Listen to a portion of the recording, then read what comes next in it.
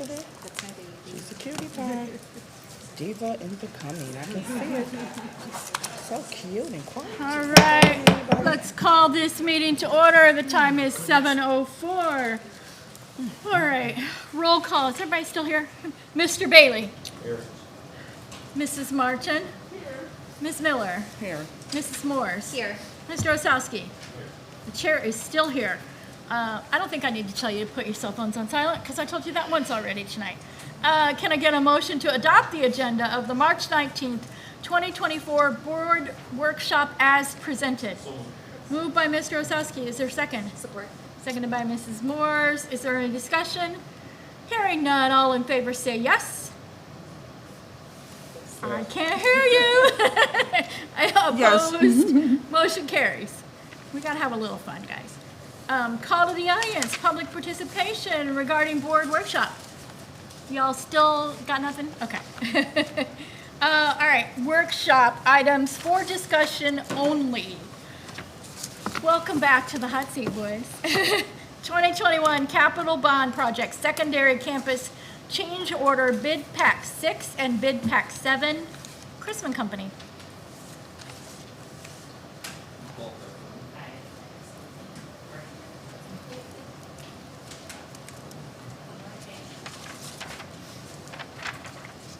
Nope, the other one does. I'm like, that looks like beach. That's it right there. Cool. We just made some changes to beef over that, introduce it.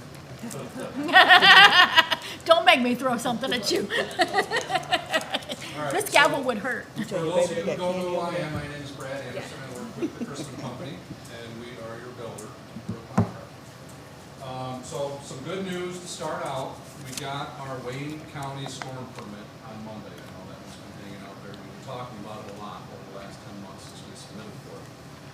We're talking about a portion of the work right now that we're doing because the county is requiring us to, as part of that Wayne County storm permit approval. So, Ms. Crenshaw, can you actually scroll up just a little bit? Nope. Right. Perfect. So as part of the original construction of the building, the high school was built over top of an existing combined sewer line. So this includes an existing 12-inch line that flows from east to west, as well as an existing 21-inch line that flows from west to both into the building footprint. Might be kind of hard to see on the screen, but this line comes like this, and directly east underneath the existing high school. And then back down to the right of way. Makes big U underneath the building. So these lines are approximately 14 feet to 15 feet below the existing finished floor elevation. There are multiple leads out of the existing schools, or out of the existing school that are feeding into that eventually flow out into the neighborhood, exit down to the right of way right there.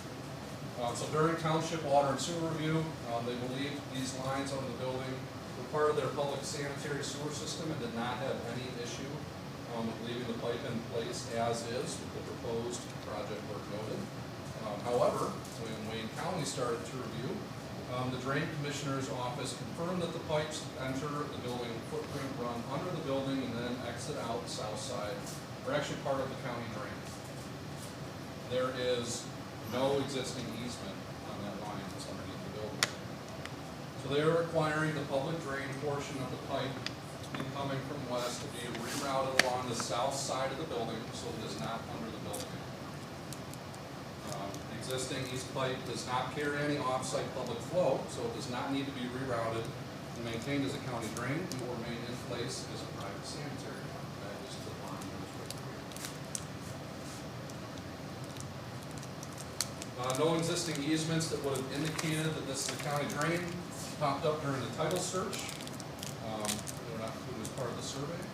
The county does not have any sort of county drain map available, so it was really the due diligence from the county that discovered that this line underneath the school was actually part of the county drain. Furthermore, record plans that were obtained at the start of design did not have any information noting that the pipes were a county drain.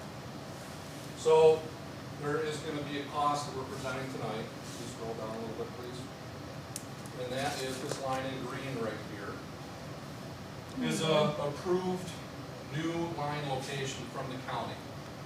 So the work that we're gonna be talking about is to cut the existing line that runs underneath the building at this structure right here and bulkhead it, and the flow in this area goes like this. So everything is running downhill from left to right on the street. So it's to cut the line underneath the building, but leave it in place because it's capturing some leads coming out of the school, and we don't want it to back up. And then install a new line out in the right of way that will be accessible to the county drain, and tie it back in to that existing lead that's coming out. So we're basically building a bypass around the line that is currently underneath the school. So we wanted to present this to the board. This is, this whole thing came up during obviously the drain commissioner's review of the drawings for the new building additions that are going on over at the high school. The total cost of this for site development, to install this line, just scroll down please, is $181,000. That includes all the work we just talked about. Additional, that's additional? That's not currently within the scope of the bond project, but has to be completed as a requirement from the Wayne County Drain Commission. Okay, so currently, we're tied in out here at the street. It goes basically down Kenlock, Ms. under Crenshaw, our can you go back building. up so we can look around this? Just zoom out a little bit. Go up a little bit. Perfect. Currently comes up on the west side, across from west to east, Under directly the- underneath the building, and then straight down. And this is the section right here that crosses underneath the building. That is the issue with the drainage issue. Only that one piece of section. Yes. But that one piece of section, if you scroll up a little bit, in order to bypass this section, you have to go all the way around. So are we going down Curtis or Bennett? This is Bennett. Okay, Curtis is up here. okay. This is- I'm just like trying to orient there. Yep. Wow. And we just had no clue. Nobody had any clue. I mean, do you want to talk a little bit, Chuck? I know we did camera a portion of the drain, correct? Yeah, we cambered a portion of the drain, and it was in bad shape. We did not have to camera it. The county did, when the county started going into their due diligence, then when they asked us to camera it, so we were able to get so far, and then we couldn't because of the existing conditions of the drain. Oh, But that is underneath the existing building. So that existing drain was really in poor shape and could potentially have been a problem in the near future. so while it's a giant pain in the butt, it's probably for the best. Okay. And it moves the line out from underneath the existing high school into an area that's accessible. Right. I mean, because God forbid we have to dig up, a portion of our high school to repair something. And also the only manhole, there used to be a manhole underneath the media center, but it was sealed over top. So that, Right, because- yeah, we were Oh my trying- goodness. We were trying to view it through that manhole there where you can see the connection point there, but we couldn't get to it because there was concrete over top of it. So right now, we're gonna create the new line, and there's nothing there right now. Correct, this is just the right of way out here along Bennett. So we're intercepting it right here, there's a structure right here, we're intercepting it, and then running right along the road.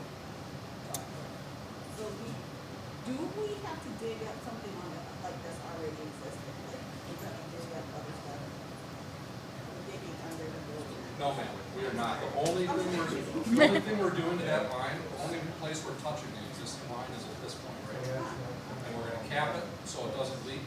But because the existing building is tied into it, it's going into it, we can't fully decommission it. Otherwise you'd have backups to the building, and we'd have to Right. install another new line in the building. So it's gonna remain open at this end right here, but because everything flows this way, it's not gonna back up the building, it's still allow the building to drain out into what's there, but basically remove that from the rest of the county. And what you do is you essentially remove all of the leaves that go into that drain flowing through the school versus existing school. So you're drastically reducing the amount of waste that's going through our water. So are we digging up Bennett or just like We're our digging grass along We're that side? digging along that. Along Bennett, okay. Okay. That's what I was wondering. You can see this is the sidewalk right here.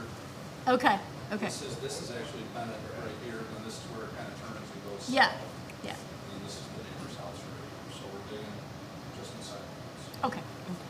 So we won't bother the neighbor's house at all? It's not. Not any more than we are right now. I'm sure, But that poor whatever's neighbor being is probably. bothered will replace, it'll be replaced, grass and whatnot. Yes, it's on our property. It'll be seen. Yeah, but this line will run completely on our property. Yeah. Okay. But when we're done, we'll restore the landscape. And if you've ever been over on that side, that neighbor has a lot of growth along their Yeah. existing property line that actually encroaches on our property Yeah. line. The flowers. And we will be approaching them at some point over the summer to see if they would allow us To trim it. to take care of that area, including whatever part they're willing to allow us to touch on their property at our cost, because they have been impacted. I mean, they've had this ongoing project right next door. So I thought it is a gesture of goodwill and good neighbors that we will reach out to them about seeing what we might be able to do. If they're only willing to allow us to take care of the stuff that's on our side of the property line, then we may end up putting some sort of hedge or something along there Give me a copy of this. to hopefully avoid the situation in the future and make it look as nice as possible on our side of the property there. But I'm hopeful that the I'll take a picture. resident of that house will see it as a goodwill gesture and want to allow us to have that whole fence line cleaned up on both sides of the fence. Yeah, that's what I was wondering. Okay. To the chair. Mr. Bailey? Sorry for this, but could you take your finger and just outline where the current pipe is now, Yep. one more time? Right here. Right underneath Right down the the center building. This of the is the building? building right here. Yeah. Right underneath the building. And that, At that point, there's a 12-inch line that I believe actually continues to run this way. The line right now comes out. and that's Kinlock when you go down? This is Kinlock over here. Kinlock, Curtis, Bennett, Delaware. So it's going down the alley for Bennett and Kinlock, right? The new one, No, the existing the one. existing one, when you go right down, that must be the alley between the houses. This coming is the off. interior courtyard. Is there an And alley that's there? the media center there. I ain't never seen no owl. I don't think That's- there's an Right, but alley keep going down. Keep going down.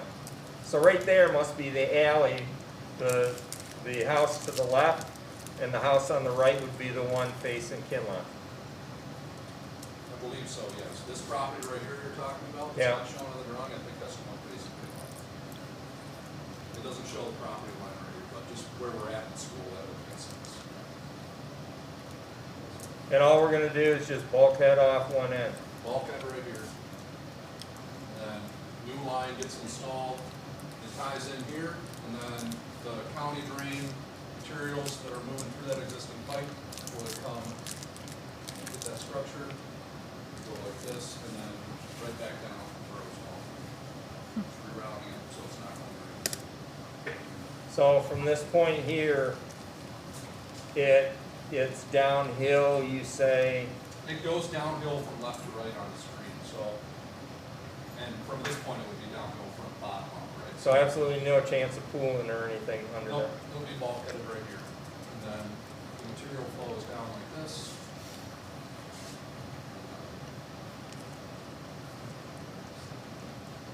Now, just a question out of curiosity, right?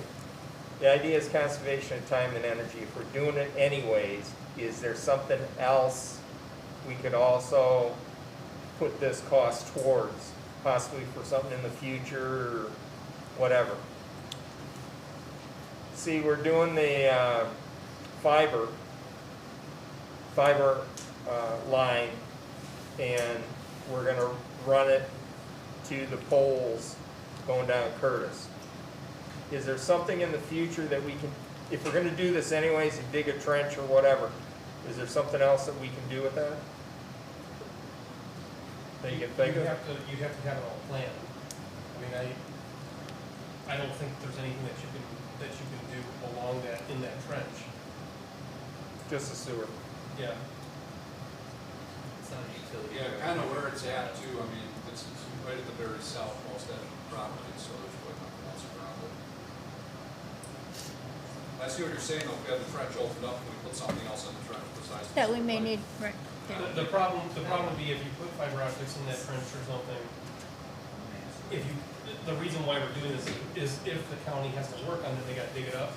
Now you're gonna destroy that, you know, whatever, if you run a fiber optic, you would destroy whatever you put in there. So I don't think there's anything planned with the current scope of the bond that we could use that space for. Mr. Witt, is there, we have money for that? Are we still okay? Yes, we're still okay. Are we still okay? No, I mean, when we talk about that, there's both a construction contingency on each of these individual projects. There is some money that's set to come back to the district soon on some previous projects that have been closed out. And then in addition to that, there's an overall on the project, there was an overall amount of the owner's contingency.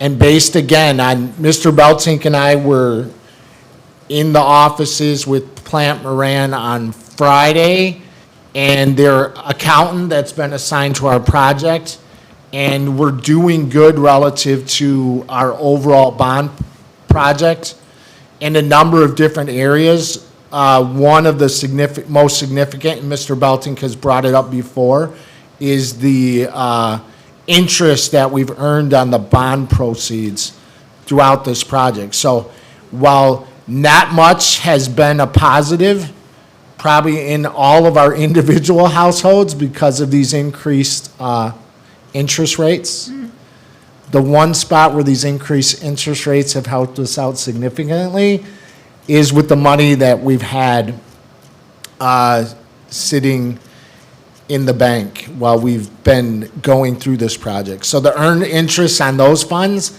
has been the one positive maybe that's come out of this, so. Does anybody have any questions that we can maybe answer now or get the response for you before the next board meeting? Mrs. Miller, Miss Yeah, Miller. I do. For the line, how often do we have to get the line replaced, or is this a lifetime deal here? Lifetime, I could never promise you that. 10 years, 20 years? I I mean, mean, what can you tell us?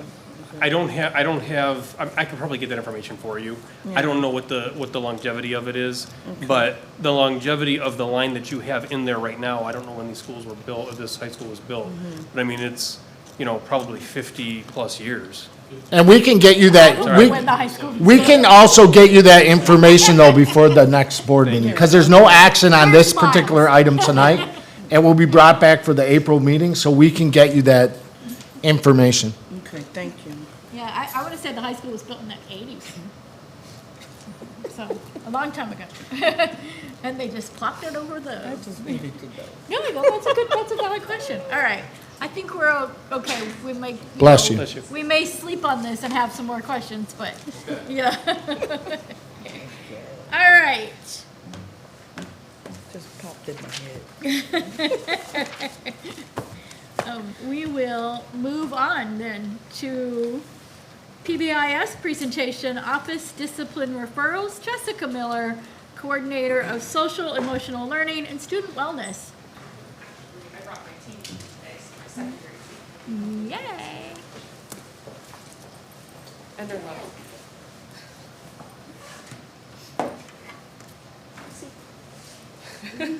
Come on, we'll be nice to you, we promise. They're used to us. And Mike's here for support too, I'm not for asking questions. for money, so I think That's right. we're in a good spot. We're in a good spot. Not yet.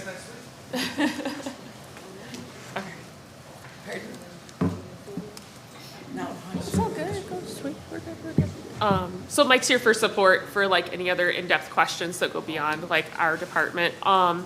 So we wanted to showcase some success that we've had with behavior, because I know that's come up a few times in our board meetings about, student performance and behavior and things like that. So we wanted to showcase some successes that we've had this year at the secondary campus most specifically. So I'm going to give you guys a review on like exactly what PBIS is, and then I'm going to hand it over to them, and they're going to explain to you all the wonderful things that they've done to help support students.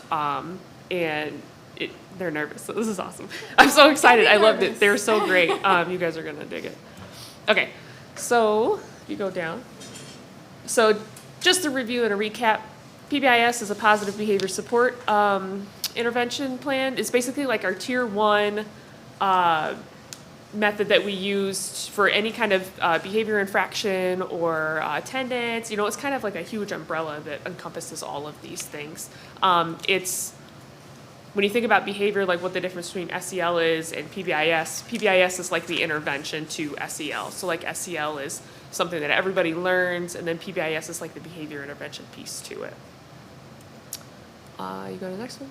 So it's multi-tiered. It is the foundation of all for MTSS, thank you. Students are taught how to be responsible, safe, and respectful throughout the year.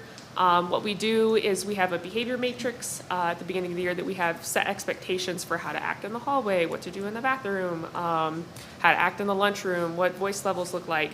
And so each student is taught those skills at the beginning of the year, and they're also taught throughout the year, so that everybody knows what the expectation is when you're at school and how to behave in school. Okay, so I'm going to hand this off to Miss Adolfo, who is our... I don't need a microphone. I've been an educator a long She's like, time. I'm gonna get her teacher I can voice on. project. Kim, are you working the PowerPoint? I am. I was going to start by our successes, but I really want you to see it visually first. So would you mind going up or down, whichever way you look at it? There you go. So our first impact that I want you to see are our ODRs, and that's office discipline referral. I'm sorry, I lost my train of thought. And if you look, you can see that the gold represents the 23-24 school year, and the blue represents the 22-23 school year. And you can tell by pretty much, that the majority of our months, we've gone down significantly. We've had a little hiccup maybe in November and December where we were higher, but the rest of the months were like significantly lower than the previous year. Could you go up one more? No, down to, here's our suspensions for in comparison, just like the previous slide. Blue is 22-23 and 23-24 is gold. And there's only 1 month that we can look at, which is November, which shows an increase in suspensions, but only by 2. So there's marked improvement in our suspensions and our ODRs. So no, all the way back to the beginning. What did you say the ODR was? Office discipline referrals. And those are usually any infractions that happen within the classroom, in the hallways, in the bathrooms, where, So if I pinch Mr. Witt in class, I'm probably gonna get an ODR. probably you're gonna have to get an ODR. I promise not to pinch Yeah, him. if they say go to the office, Yeah, So I pinched him hard enough to make him cry. exactly. ODRs Exactly. have, like, when you have violations on those matrices that we taught, like those behavior skills, ODRs 'Cause I'm have to, mean. Follow the set norms and expectations that we put forth, that everybody agrees to. So. And ODRs have like, they're multi-leveled also, so they could be from just complete disruption or disrespect to, a physical altercation somewhere within the school. But the one thing that I'd like to really point out, you saw the numbers of our success. How we got that success is pretty remarkable. Our RU behavior and SEL team, works so closely together, and we support each other by using restorative practices on a repeated basis. So within classrooms, when there are conflicts, we take and use restorative circles because they're mainly meant to repair relationships and allow students to move on.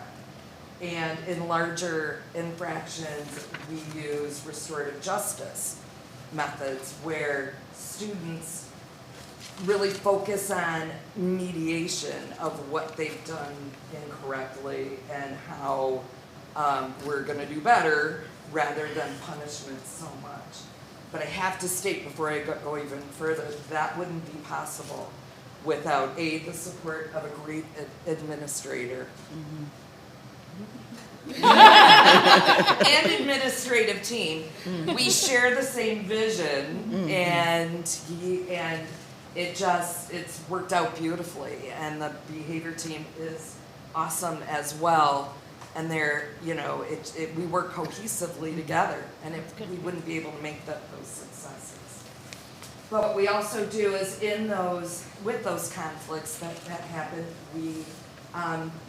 we designate SEL lessons for those students to complete, so that it helps them to really zone in.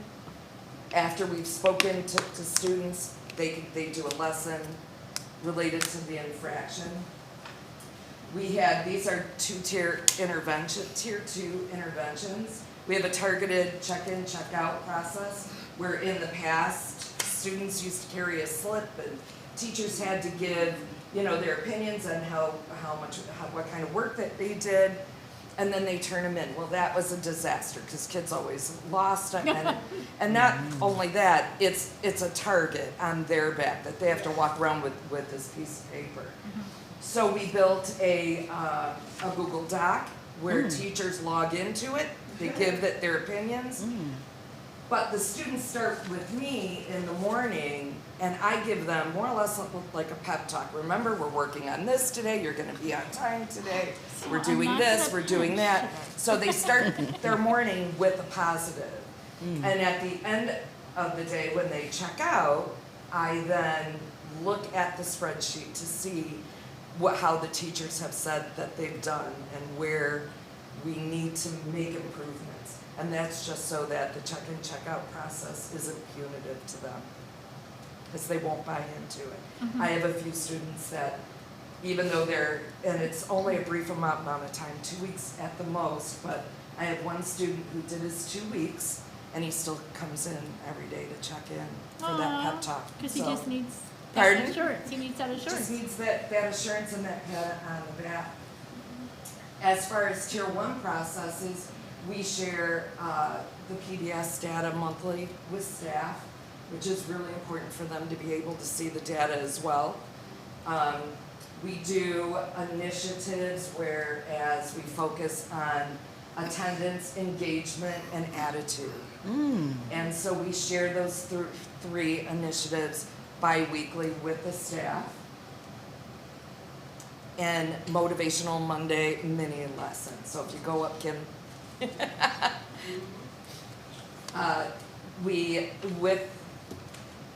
with this, we use supports and initiatives or acknowledgements. We give out we have gift card raffles, we've given some Panther swag. Kids can receive Panther bucks to, when they're caught doing a random act of kindness, to come to my room and get a little treat. And students have sold Valentine's grams where the proceeds are going to go to deserving seniors to help offset graduation costs. We have we have made winter cookies and hot chocolate acknowledgement for perfect attendance for the first semester. We had roughly 120 students participate. That's perfect attendance. That's every single class, no tardies, and that's no absences. Wow. I think we had A third of our about kids. 105 high school students, and we invited Miss Carlton's ninth grade students with perfect attendance to join us. And that's really to create a cohesiveness between the junior high and the high school. so that the ninth graders can get to know some of the high school and the things that we do. So when you use these numbers, that's out of, how successful are we? That's out of what total? 120 students is out of our student body, which is 400 is like. 487. Just the high school. That's just the high school. Yeah. So that's pretty good. And you know, that's a lot. I mean, That is that's a lot. 6 hours, It's a quarter. 120. I was pretty impressed. Yeah. Because that's 6 class periods that they have to be on time to. And, you know, no absences. So, and you know that we struggle with our first hour tardiness. And so we just try to encourage them to be there. And that's part of it. Currently, we're looking at a spring acknowledgement of a roller skating party. And as of today, we have 80 students that are identified for perfect attendance without adding Miss Carlton's ninth graders in yet, but we'll be having them join us as well. Okay, this is just an example of a motivational Monday, and every either Friday or Sunday, I send out an email, and it has just a motivational YouTube video, usually less than about 5 minutes, and just gives a great message. And then I give examples of a lesson to do with the video. And these are done on their during their Panther time, which is their 5th hour. And the lessons aren't supposed to be major, but it's to help hone in on our matrix initiatives. And I think that might be it. Is that the last one? Oh, our future focus. We can't talk about the present without looking at the future. So, our future focus is to have a school store, and students will earn Panther Bucks to be able to use in those school stores. In the school store, they'll be able to use their Panther Bucks for swag, for sporting event entries, snacks, treats, etc. Students acknowledged for this also will be included in some community service where we'd really like to go out into the community at some point and do some small things, and those students would be the focus. And I got a good idea about using the library. Next year, we kind of want to change it up a little bit and not call it PBIS, but we're going to call it a GRIT team. And GRIT's going to stand for goals, responsibility, integrity, and teamwork. Go on. And so there'll be, you may hear PBIS focus in some things, but you'll be hearing GRIT in the other. And those students, we plan to work to link together with the Link crew to do some after-school tutoring with the 9th graders and the initiatives that our current Link crew mentor with. And I think that might be it. Oh, the pictures. And that's our matrix and our classroom objectives. Every classroom has them. And focus on them. And that's it. Sure. First, I want to say I know firsthand Mr. Taylor is great at working with students to not suspend students. I think you are one of the best principals I've come in contact with. Excuse me. That just throughout my work period, that you really work with students. This blower's too loud over here. I'll say it for you. Mr. Taylor is one of the best principals. Yes, Mr. Taylor is that Mrs. awesome. Martin has He had is. the privilege of working with. Oh, okay. Got it? Okay.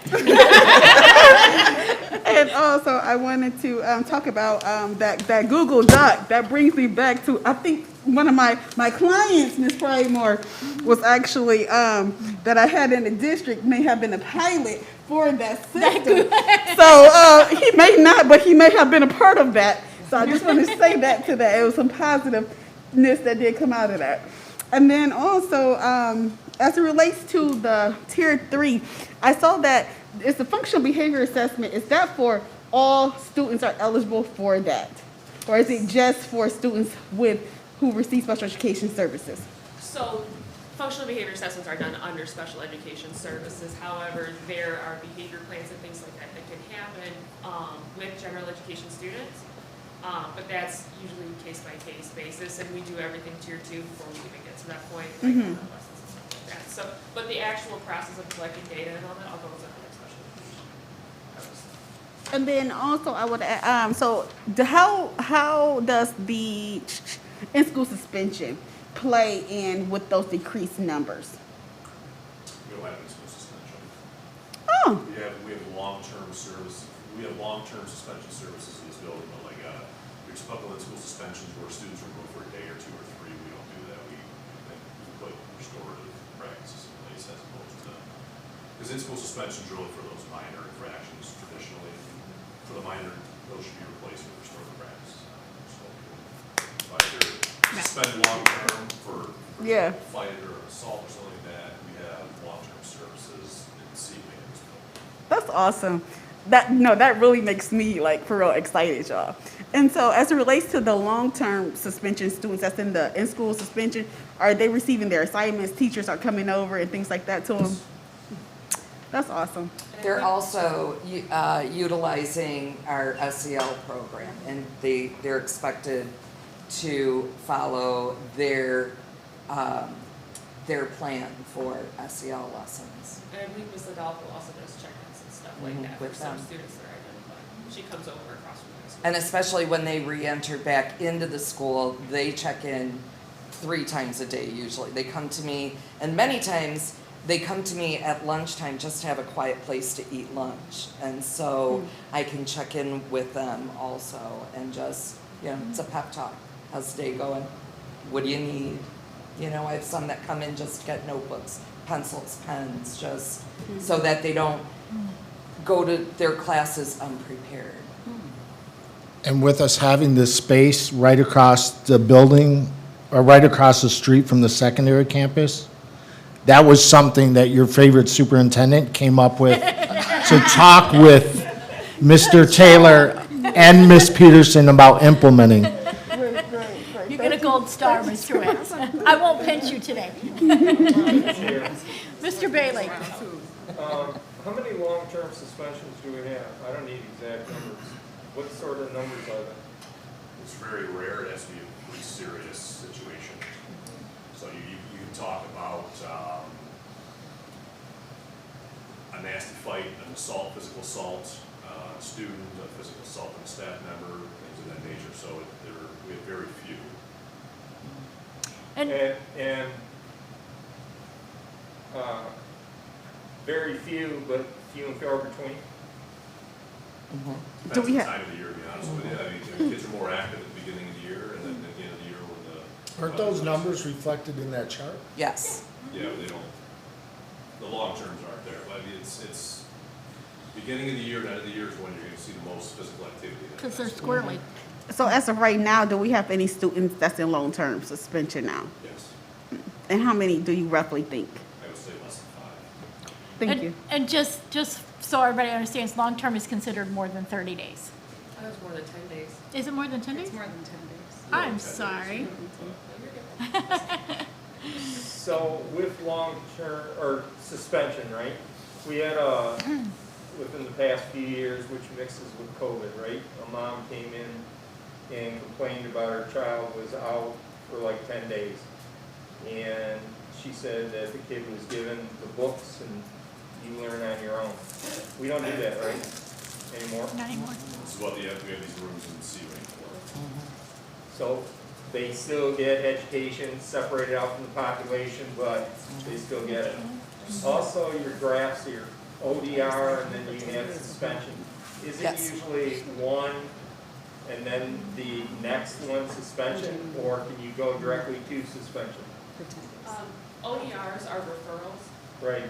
and suspensions are outcomes of referrals. So they're not one and the same, if that makes sense. Is that what you're asking?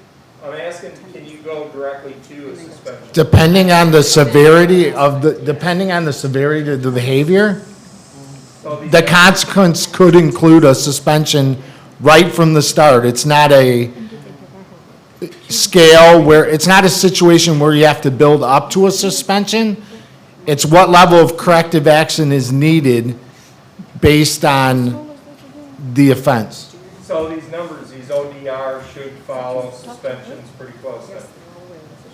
Well, In they terms should of drop the number, because right? of the processes It's where that it's we've hard put to in walk the line place. between And the graph did show, you know, a decrease in You're gonna ODRs. have your ODRs, it's just a write-up of the teacher. So the goal is to have much fewer suspensions in ODRs, because that means you're using restorative practice, restorative justice practices. And Does that make sense? Thank you. right, and I mean, I can remember the day where we had, you know, multiple meetings, board meetings, where we had long-term suspensions appealed, and so I cannot remember the last time. It's been years now since we've had a long-term suspension appealed to the board, and we used to have quite a few, actually, probably more than we should have, but because of restorative practices and the fact that we are so committed to keeping their butts in the seats. And that's just the process, and that's the vision that Mr. Taylor and I have shared, that, you know, it just doesn't make sense to send them home. And especially at this age level, it's too detrimental. So that's why we have all these other processes in place. To the chair. Mrs. Morse. Will we see these restorative practices trickle down to the junior high anytime soon? That's our next presentation. You're gonna be so happy. I would love to see that, yes. Okay. Very happy. You go. Thank you, guys. Thank you. That's good. Junior high wise with PGIS, my goal for the end of the year, taking on this task, was to build a more positive school culture. And that included not only the students, that also included the teachers, support staff, all of us working together, admin working as one. So my first goal was to create a monthly supportive message that I send out every month. So every month, the teachers receive our PDIS kickoff. Every month, we have something different. This month and last month was attentive, engagement, and respect for all. It usually comes out like this. I have Canvas, so I switch them up periodically. They receive them, they print them out, and they put them in their room for the teachers and for the students to see. We try to make sure that we go over things with the kids during pamper time as well. So they'll know what our PBIS initiative is for the month, as well as what we're going to be doing for our meetings and engagement. A big thing this year was also Tier 1 interventions for us. Teachers wanted more input on how they could create a better environment in their classrooms for their kids. So I did a presentation during 2 different staff meetings on Tier 1 interventions. The Tier 1 interventions were given to the teachers with the expectations that they would use them in class. Also, they would also post them throughout the class for the students as well. Teachers would also make sure that they would utilize them and also report it back to us as the kids who made sure that they were under the behavior, the kids who made sure they did better in class. So these are some of the Tier 1 interventions that we provided. Just to name a few, we talked about setting boundaries for bathroom breaks.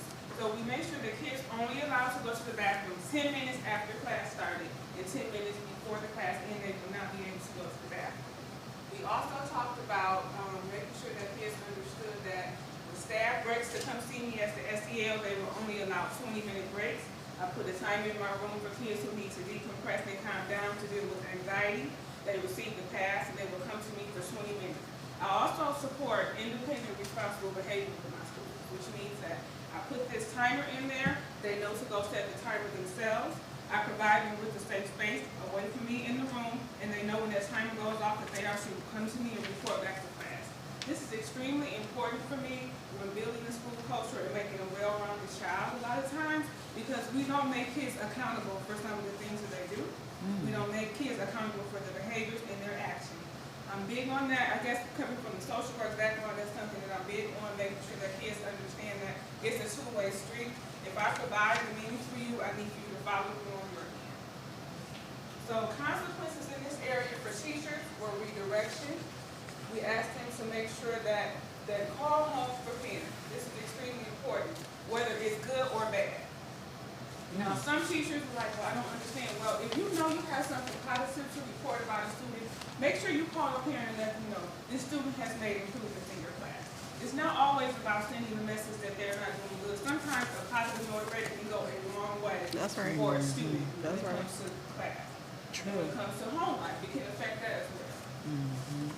We also make sure that we address office referrals. So when you're sending an office referral, you have to go through a process.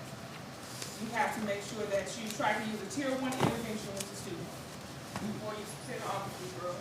You also make sure that you have to follow through with talking to the student in a small environment one-on-one or pulling them to the side in class. And then thirdly, if you cannot get through to the students, then you will also call for support. Now that support does not mean behavior support.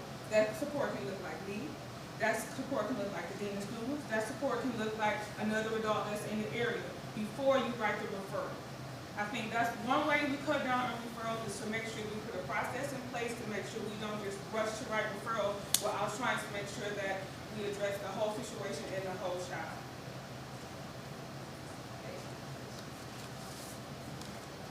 So praise and acknowledgement. This year we started to do a lot of praise and acknowledgement for students. One of the biggest things that I like to do is the engagement list. So every month we have teachers to send a list of students who remain engaged in their classwork, kids who were respectable in class, and kids who have made improvements in their behavior. That's important as well. And making sure that you provide a positive school culture, you have to make sure you focus on the good and not just the bad. We need to focus more on the good this year, and so that was one of the things that we did. We also put reassurance in place. So if you have a student that's struggling, you want to reassure them that they can make improvements. And that's where I come into place as the SDL specialist as well. I make sure I'm readily available in the hallway with a smile on my face, making sure I provide positive motivators to them, making sure that they have support. Other strategies that we use are reflective listening, which means we listen to the student and what they have to say, and we provide positive impact on them, returning it back to them, as well as a buddy partner system. So we partner with this beautiful young lady over here in the LINK program to provide support for our students in the 9th grade. 9th grade has been a big undertaking this year because they're used to being a part of the high school. So we had to try to put things in place to let them know that they are supported, so that they feel like they can handle the task of navigating 9th grade in a new environment, in a new area, and in a new building. So then we partner together on the LEAP program, which is a program at the high school, and they meet with our students on a monthly basis. And Alicia is part of the LINK group, which will now be called the GRIT team, so. We get you. So some of the supports and initiatives we did this year that we're currently still doing are, first, our PBIS reward series, which have been a really big success for us. The goal is to have teachers buy in, and teachers have brought into the PBIS reward series. I had the staff meeting last month on the 22nd. By the end of the first week, we had probably about 50 tickets already given out. Tickets are given out to the students, and they turn them in during lunch hours or A and B lunch. They put them in the bucket. We pull drawings on a weekly basis, where we draw for gift cards, front of the line pass, which is extremely important in middle school because they want to get in and get out.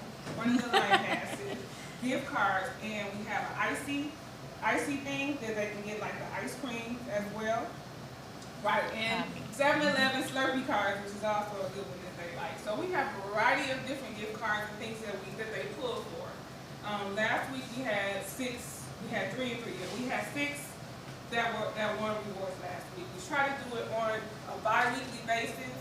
We try to make sure they build up a little bit, and like kids are like, oh, what are you gonna do, Miss Tiffany? I have reward tickets to turn in. Don't do it yet. Wait 1 more week. So we're trying to do it every 2 weeks. PBIS activities. During the end of the semester, we did popcorn in a movie, and that was for kids who remained engaged throughout the entire semester. So we've learned that we have to break it up to where we acknowledge all kids, meaning that kids who are most improved or who have made improvement, kids who have remained engaged, kids who have perfect attendance or doing well with attendance. we needed to spread it out. We could not focus on one area. We needed to make sure that everybody felt acknowledged. So this particular initiative we did popcorn in the movie was for kids who remained engaged the entire semester. It was right before spring break. We also worked with Miss Lynn on doing something for our kids as well. And she did the cookie decorating and the hot chocolate, and they loved it. And that was for our 9th grade students. We also do things like the Pistons G League game, which we just attended 2 weeks ago. And we took a group of students to that as well. And those were for students who were most improved. We also did the DIA field trip that we did last week. And those students were students who were engaged. So there are many opportunities for our students to gain, rewards and work towards those things they need to work toward. As far as attendance goes, we have seen an uprise in our attendance this year. It's been a struggle still, but we're definitely making strides. This month we have 44 on the perfect attendance list. Perfect attendance for my school is no absences, no tardies across the board. So I'm proud of that because where we started from where we are now is we made a lot of it. So this is probably our biggest improvement from last year. So this is our last year ODR data. As you can see, we were on the upswing, and by April of 2023, we were at 200 referred. May, 150. But if you look at the next slide, this is this year. We are on the downward slide, which is amazing. In January, we only had 20. Last year in January, we had 122.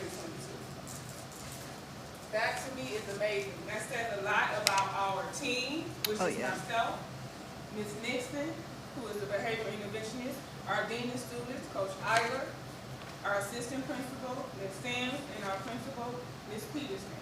We work together as one to try to bring these numbers down by incorporating those tier 1 interventions and also focusing on tier 2 check in, check out. Also our SEL lessons, which have helped tremendously. Our SEL lessons have helped. The behavior lessons right now, I think we're at 63 right now, which is amazing considering when we started. That's just for the behavior piece. That's not including the lessons that I go in and do in the Panther time lesson. This is just behavior lessons that kids go on when they get in trouble versus being suspended is an alternative. And so she was talking about restorative practice. Restorative practice is going to be definitely in play next year. That's one of the things we had our planning meeting for. That is one of the things that was brought up at our planning meeting. So we are planning to continuously work on putting a program in place for restorative practice.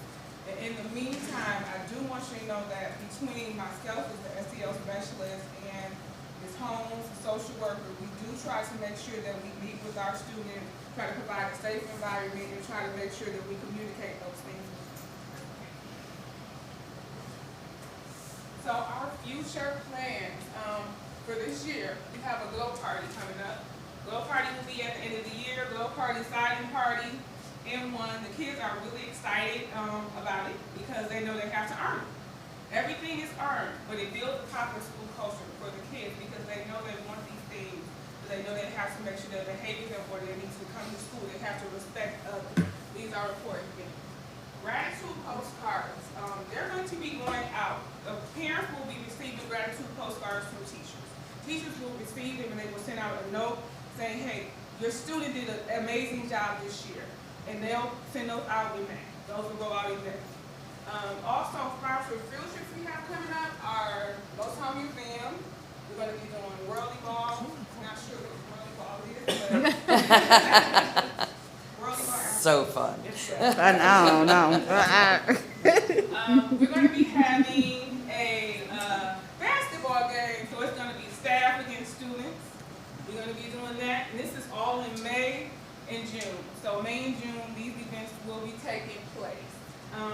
We're going to continue to work on attendance. This is our biggest initiative for next year. This is our #1 initiative for us is to work on improving attendance in our building. I feel like this year we made a lot of strides in building our school culture.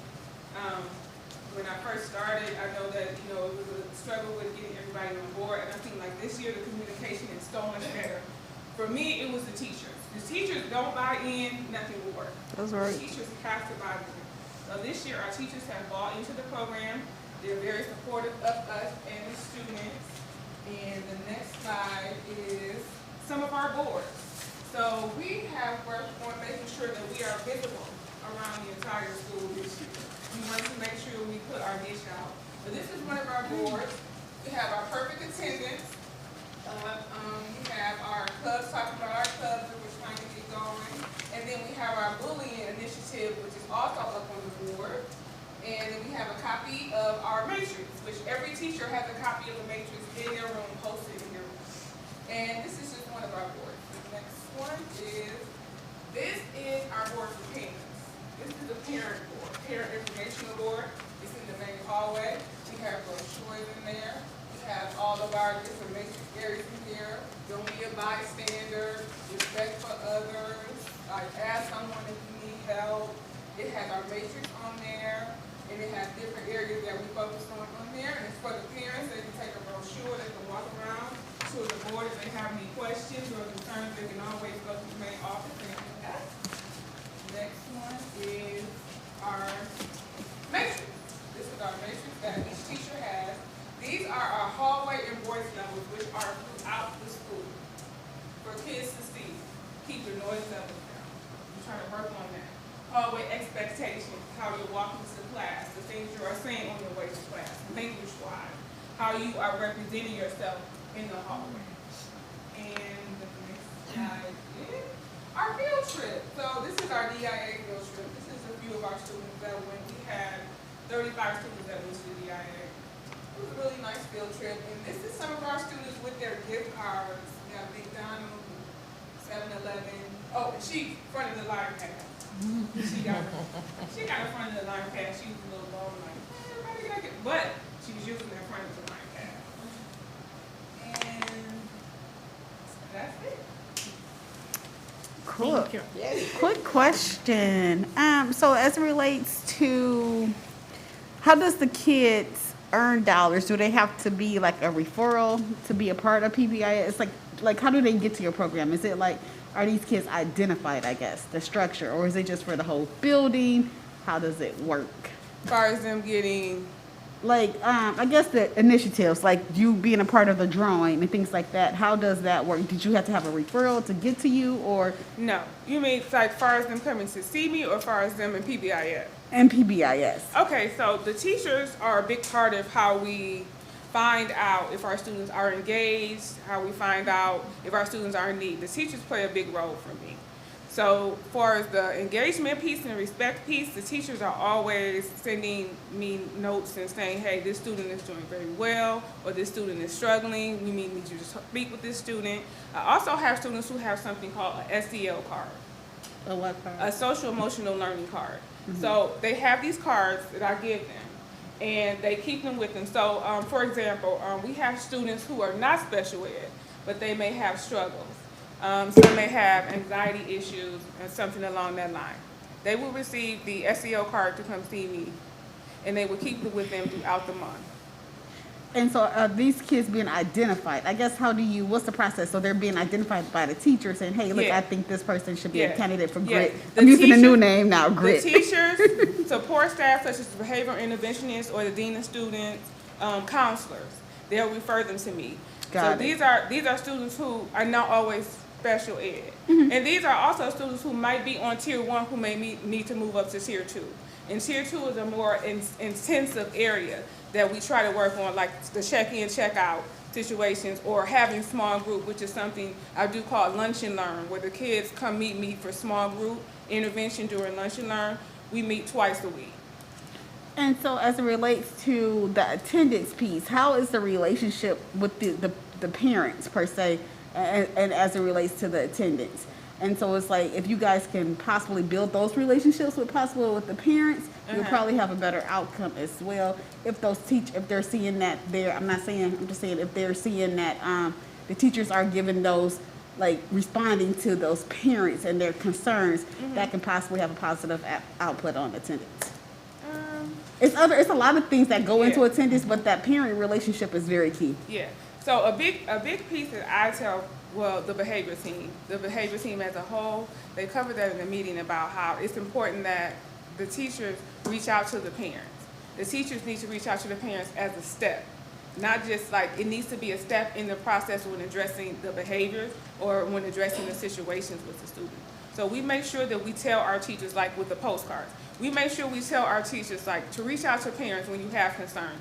Don't always go directly to referrals. Sometimes you have to reach out to the parents because it might be more to the story, or something might be going on at home, or the student may have issues that you need to address that the parent may want to address with you.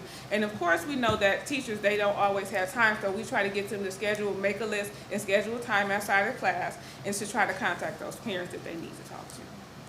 It's a big thing to try to open a bridge to communication gap. And it's like, when you have students who are struggling and you know that they can make those improvements if we put that tier 1 in place and maybe focus on moving them to tier 2, we have to focus on making that transition in the proper way to where it benefits everybody involved, you know, across the board. I think the goal of building a positive school culture is everybody working together, not just like one area. It has to be home life, it has to be school life, it has to be teachers, it has to be support staff, it has to be admin. We all have to work together. But just to be clear, when I look at it, I see the foundation is tier 1. And tier 1 is everything that I just showed on the board about putting those interventions in place and those consequences in place and addressing those behavior issues. Everything starts at the bottom, which is tier 1. Thank you. Sure. Mr. Bailey. Let me see if I get this correct. This is for everybody, right? Yes. Not just special education. No. So when you talk about 40 kids going to here and whatever, that's out of the whole population? Or whether it's at grade or that school or whatever? Okay. So that's just based on a small list that was referred to me by the teachers. So monthly, on a monthly basis, when I send out the RU kickoff, every month I send that out. On a monthly basis, I ask the teachers to send me the kids from the previous month who will remain engaged in activities, who were respectful. And then we also merge that with kids who have perfect attendance. And that's how we come up with the way that we pick our kids for our field trips or our initiatives or our parties. We base it off of the group of kids that were referred to us. It's not like we just picking kids out of a bucket. It's basically based on what the teachers sent us, because we want to include the teachers in this. I do make referrals myself, as well as other support staff members, counselors, social workers, behavioral people. We all make referrals. We just had a meeting about that, how we feel like everybody should be able to make a referral, and we are. For that particular field trip to the DIA, those were kids who remained engaged for the entire month. So we took that list, and some of the teachers referred the same students, so we were able to actually add to that list some of our own referrals that we had, because a lot of the kids, it was the same group of kids. That's why we incorporated kids who are most improved. You see how that, so you don't want to exclude anybody. So the kids who were most improved were the kids who went to the Pistons game. So we try to balance it out so everybody has a chance to be a part of the PBIS process, and it's not just in one area. Our kids who have perfect attendance, they receive something monthly, because I feel like that is something to be proud of. We have kids who continuously are on the perfect attendance list. So every month, in front of the lunchroom, we present them with their awards and we present them with the tree. And that's on a monthly basis. But outside of that, we try to make sure that we spread it across the board so everyone has a chance to participate. And the goal is for everyone to participate by the end of the school year. That's my ultimate goal, because we want to make sure that every kid feels like they have a chance to reach their next goal. I do have, I'm sorry, go ahead. No, please. I think the president's going to say something. You was going to say something? I'm good, thank you. So I think, what was the name of that program that we started off at the beginning of the school year? It was something that was sent out. It was very new. It was rolling it out this school year. Navigate 360. Yes, Navigate 360. So how is that played in this? So Navigate 360 is two parts. I don't know if you remember me saying the SEL portion and the behavior intervention portion. Mm-hmm. So the SEL portion is what Ms. Carlton is responsible for, and that's tier 1 that every single person takes part of. The intervention portion is where, like, if you have an ODR and you have a student who comes to you who did some kind of behavior infraction off of the matrix, they would be assigned a lesson to learn why what they did was incorrect and what they can do to make things better, and they write a reflection statement. And I know they take part of that. Ms. Nixon's a big fan of Yeah, Ms. Nixon, reflection our statements. behavior interventionist, is Yeah. a big part of that process. I call it the cause and effect. So in order for them to learn the behavior, they go to Navigate 360 behavioral model, which is linked to Navigate 360, our system as well. The same kids are in the system, they're just under a different lesson. That's the intervention. Yes, Got so it. she gives them a lesson to do, they complete the lesson, and then she'll go over the cause and effect of why this lesson is important, and then they understand that this lesson is a part of the tier. It's a part of the tier. This lesson means that you're not going to move towards a suspension. This is an intervention in place. It's something that I've seen has changed a lot of kids' understanding of what it means to go through a behavior process. Instead of, you're going home, no, you're gonna sit here, we're gonna do this lesson, you're gonna go over this, and then you're gonna have to, I make them explain it, because I also do them sometimes too. I make them explain to me what they just went over, and then we're gonna figure out how this is not going to happen. This behavior is not gonna happen again. That's why it's important for kids to understand the cause and effect. We don't want to, like Lynn said, we don't want to suspend any kids. My goal is to make sure that they understand the cause and effect in their behavior so it doesn't lead to a suspension. And that's where the behavioral, the Navigate 360 behavioral piece comes in. We've done 63 so far this year. And that's 63 interventions with the behavior Yeah. interventions. Yeah, and that's separate from Panther Time lessons, which is across the board in the whole entire school. So, but I'm glad you saw that link to that. We've been very intentional about kind of like rebuilding our PBIS system. And there's a couple components that they've highlighted here, but we've asked for those investments and those resources such as Navigate 360 so we can have the tools that the individuals need to carry this out. Another point of emphasis, and they've hit on it a ton tonight, and I'm very encouraged by what we're beginning to see. There was a point in time, and it's not a point of blame for anyone, it's just one of those things that happened. There was a point in time where classroom staff, at least in some instances, no longer believed that Tier 1 interventions were their responsibility. And that is in some cases because we started to put some supports in place to deal with things on a behavioral level. And right, wrong, or indifferent, they just figured that I have this person that I can send this student to, so I'm going to send that student to them. It's been a point of emphasis of mine to our administrators. I joined some of the individuals here at the PBIS National Conference that takes place on an annual basis so I can learn more about the process as well. And one of the discussions we had was we need to get our staff back to understanding that they have a responsibility in Tier 1 interventions. And I'm very pleased and encouraged to hear that by and large, it sounds like our staff are embracing that. And I think you see that in these numbers of lower office discipline referrals and everything else. But it really has been a rebuilding and re-emphasis of the system. And we have added some resources to make sure to follow up on these things and make sure we're building those systems and also providing them the tools they need to do those things. Great job. To the chair. Mr. Bailey? So I understand this better for me.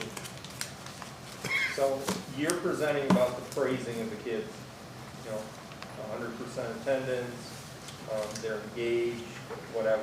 But you're also approaching those kids that don't meet that.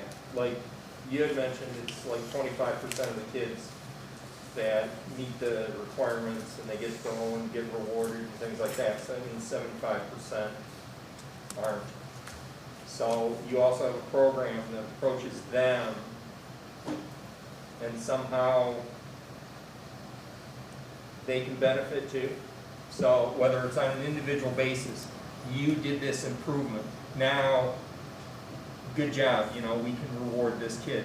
Instead of just saying 75% of the kids, the cream rises to the top, and that 25% of the kids go on.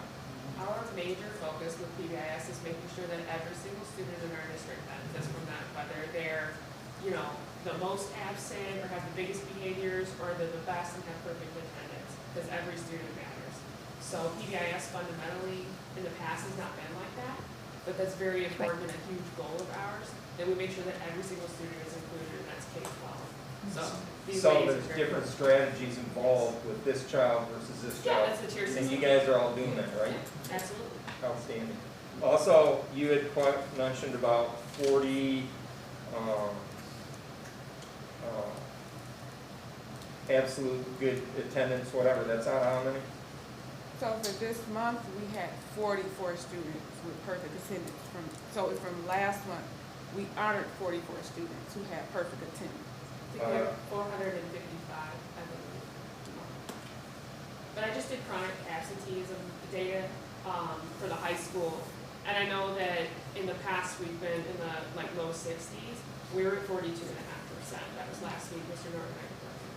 42% not chronic or? Chronic. 40% chronic absenteeism, which means what, 58% of our students are on time, less than 10 absences. That's awesome. That's awesome. And that's a huge. That's yeah.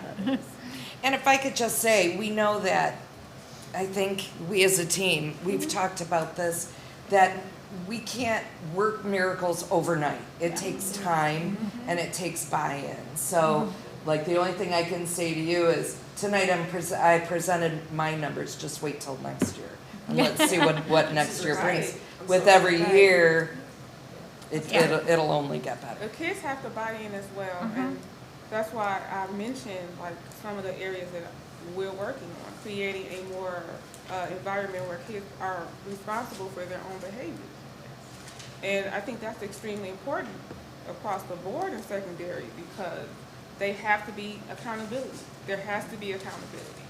We can put in the work and put things in place, but the students have to buy in and make themselves accountable for their behaviors as well. So as we create more programming, as we put in more initiatives, over time that they'll see, hey, I'm accountable for being able to participate in this because my actions are reflected in being a part of this. So that's our goal, is to continue to build the school culture. And like Lynn said, it's not going to happen overnight, but I feel like we've come a long way from where we started. Yeah. Oh, I think so. From the beginning of the year till now, and getting them to buy into tier 1 interventions is going to continue. It's going to be continuous. The teachers. To the chair, one other thing is you're buying gift cards and you're getting ice cream and you're doing these other things. So I've noticed this with some ethnic groups. They'll take that dollar and get the maximum return on the investment. In other words, in certain groups, what they do is they buy things within a certain group. And the dollar stays local and it stays within that community. The same idea here.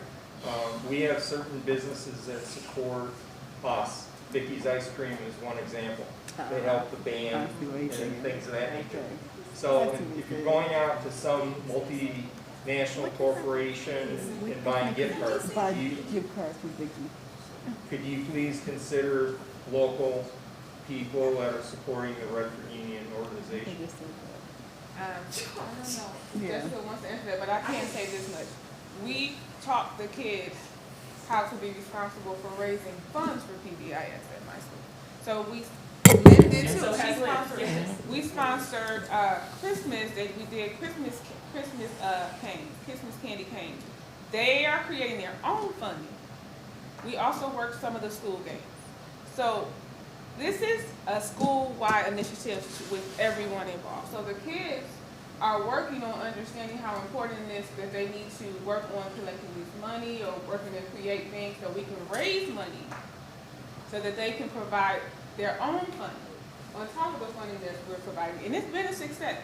It's really been a success with the things that we're doing. I'm not opposed to anybody from the community helping. I don't know how that plays in with funding. We get Jessica. I donations don't- and stuff all the time, like from Minor and all that, we get stuff all the time for donations. And we have no problem working with local, and we definitely consider reaching out to them for extras, to support sustainability, but, we really value kids, earning and learning in their own funds, and also getting back to the community. We just raised $250 to support a local agency that we just donated today. So like, we're definitely focusing on making sure that kids know that this isn't just given to them, if that makes sense. Excuse me, I have a question. Can Mr. Bailey please repeat what he said about, all I heard was certain ethnic groups. What did he say? It's a economic method for supporting a group, whether it's a social group, like the Chamber of Commerce. If you buy things from chamber members, it keeps the money local within the group and supporting the group. And it's used by ethnic groups, it's used by organizations. It's just a economic tactic that can be applied here at Redford Union. What ethnic groups are you I speaking think of? that was taken out of context. I think what Mr. Bailey was just It's basically used by saying. the Jewish, it's used by the I think, Farrakhan. I think we need to be very careful where we tread here. Yeah. I'm gonna shut this down now. I'm gonna say, yeah. I'm gonna say thank you for all that you do. I know how important this work is. I think we've had a lot of false starts in this program, and not a lot of consistency because of turnover. I know some of our older school teachers struggled with this buy-in because that's not the way we did it 30 years ago. And I'm really pleased to see these numbers coming down. So thank you so much. Yes. Thank you for loving our kids. Thank you Yes. for wanting them to grow up to great. be responsible adults. And I cannot wait to see next year's numbers. Yeah. Thank you for your support. And thank you for letting me share them. Okay, I am going to ask the will of the board at this point. It is 8:20. I am not inclined to stay here and do 2 board policy reviews. You got it. I mean, We this can is, pick those up at Can the we next pick those up at the workshop. next I do want to respond to one thing, though, and pass out one more piece of information that's responsive to something that we brought up that was requested at the last board meeting. okay. And Mrs. Nachman is going to pass those out now. We said we would follow up with Kevin Sutton on 2 different items. We had the one parent who came and spoke about some different experiences and her own views relative to a staff member's introduction of herself to her class.